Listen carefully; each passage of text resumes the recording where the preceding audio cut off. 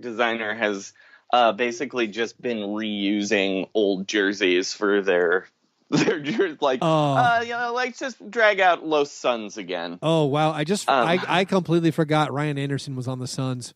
There's there all the salary you need. Call it in. Let's do it. I mean, the Suns historically, it's funny that they haven't had a point guard for 2 years because historically, it was the opposite. Like even going way back to like the early 2000s, it was like they had Jason Kidd, Penny Hardaway, and Steve Nash. Like they always had too many point guards. Yeah, they had Jason Kidd, Kevin Johnson, and like Steve Nash at the same time. Yeah. And then they had Isaiah Thomas, Goran Dragic, and Eric Bledsoe, the sadder version of that. Yeah, I don't. It's wild to me that they shouldn't do anything. Honestly, I felt like the Suns just should have hung on to Shaq Harrison. But anyway, that's a deep cut. Shaq Harrison now putting up some fantasy stats in the steals category on your Chicago Bulls. For the Bulls, yeah. I could see that's another team I could see trading for Wall. I mean, if Parker, could they trade away Jabari Parker?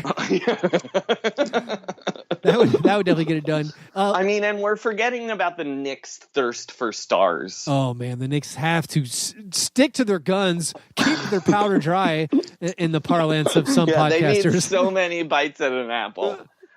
The Knicks just need to ride this Fizdale thing out. I mean, again, Fizdale right now, who is not playing Kevin Knox or Nick Ntilikina, he's focusing on Alonzo Trier and Damian Dotson development and the Trey Burke.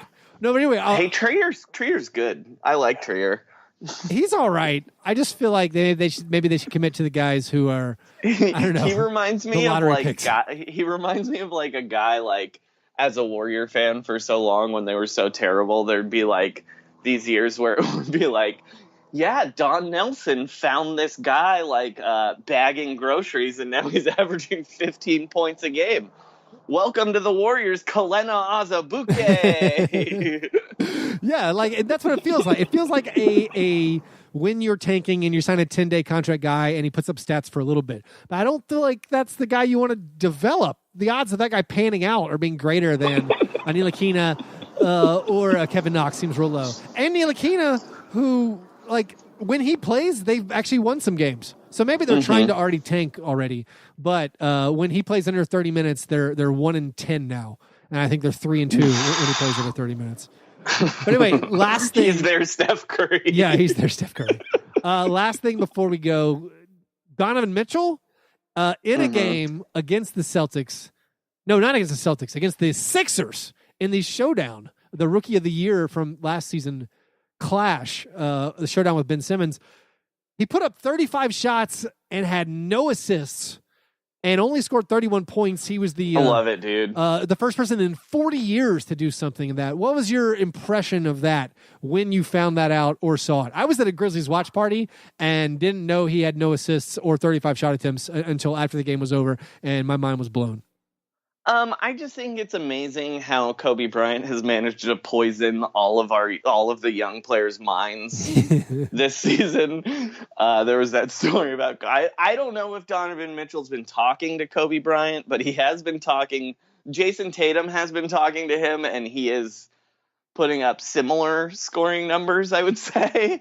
And it's just funny to me that like it seems like this generation is just being Jedi mind tricked by fucking Kobe Bryant. It's amazing. I also think it's kind of like a hilarious comeuppance for Jazz fans in a way, because for so many years, Jazz fans were like, you know, they'd make fun of there'd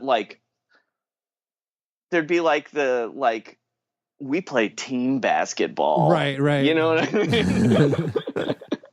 Yeah, I couldn't decide if I was wrong about Mitchell. I mean, he bounced back with a great game against the Celtics right after that.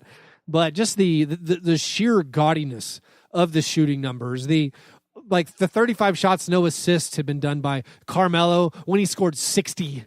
And I think Antoine Walker And again, the other guys in NBA history who hadn't scored at least 35 points when doing it, averaged 26 rebounds per game when they did it. Like they were all putting stats. But I'm not sure. Like again, I have Donovan Mitchell.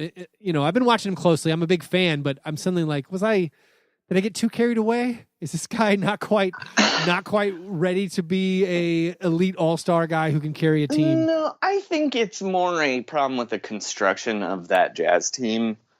They're really asking him to do a lot. Yeah. As a second-year player offensively.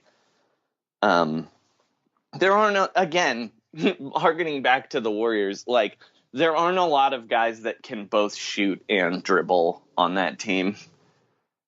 Yeah, they put him in a tough spot alongside a point guard who once again forgot how to shoot, a center who does not like to shoot, then a couple role players, and Joe Ingles, who I love Joe Ingles, but he's awesome.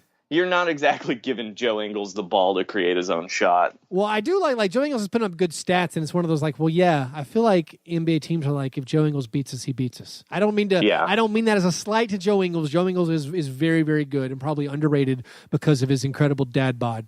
But he's fantastic role player, but normally he's not going to be the one that beats you as long as you're focusing all your energies on Donovan Mitchell. But I don't know, maybe pass it one time. Just one. Yeah, no, you should pass it for sure. Anyway, for sure, passing is good. we're pro passing on the Roundball Rock podcast. Yeah, well, Joey, thanks for coming on. Tell us about the Roundball Rock podcast. Your last episode when you compared every GM to a sex act in a Hollywood motion picture was must listen. Very entertaining. Oh, thank you. Yeah, we're very proud of it. We're a comedy podcast hosted by me, a comedian, Joey Devine, and Sean Keane, another comedian. And we just try and be funny about the NBA. And yeah, last episode, we got an insane reader question that compared Daryl Morey to the Halle Berry Make Me Feel Good sex scene from Monsters Ball, which led us to then decide which movie sex scene is which NBA GM. Yeah. And here, a little taste for you. The Chicago Bulls with John Paxson and Gar Forman. They're the guy in the bear costume blowing that one guy in The Shining. It was great. I was most impressed. It's a slight spoiler. I was most impressed because you and Sean came up with your list independently for each conference and did not no crossover.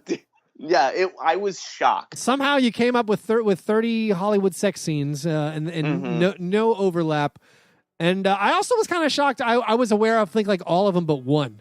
There was a couple. Well, I haven't seen Avatar. So I was surprised there was a sex scene in Avatar, and there was one other one where I'm like, I don't remember that movie, but I would say the Avatar sex scene is less of it's a sex scene, but not really. It's not overt. It involves a guy shoving a ponytail into something. It's like, okay, long story. Yeah. Like the adults in the room knew what was happening. Yeah, exactly. I got you. Well, Joey, thanks a bunch for coming on, and I look forward to talking with you again soon. Thanks a lot, Keith. All right, thanks to Joey. Make sure you check out his podcast, Roundball Rock. It is a rollicking good time, very, very funny show. It's one of the it's probably the basketball podcast. It's probably the basketball podcast that I listen to the most. So I'm sure you will like it if you check it out. As far as the Joakim Noah stuff, if I didn't clearly enunciate it, I can't remember when we were just goofing off. I just don't understand the opportunity cost if they give him a guaranteed contract of using your final roster spot for a guy with no upside in a position where there isn't that much need.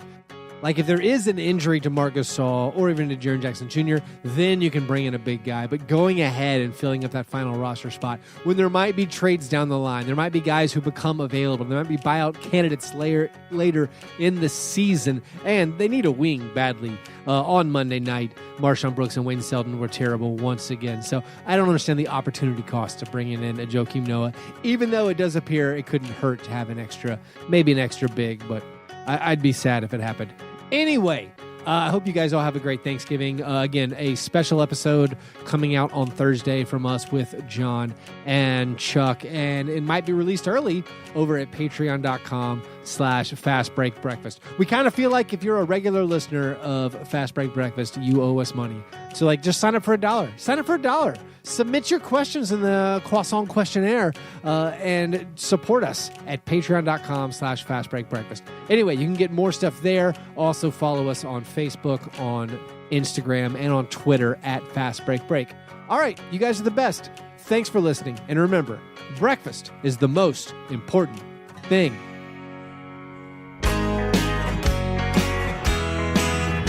Yeah, never apologize for being G&G. Fast break, man. You understand?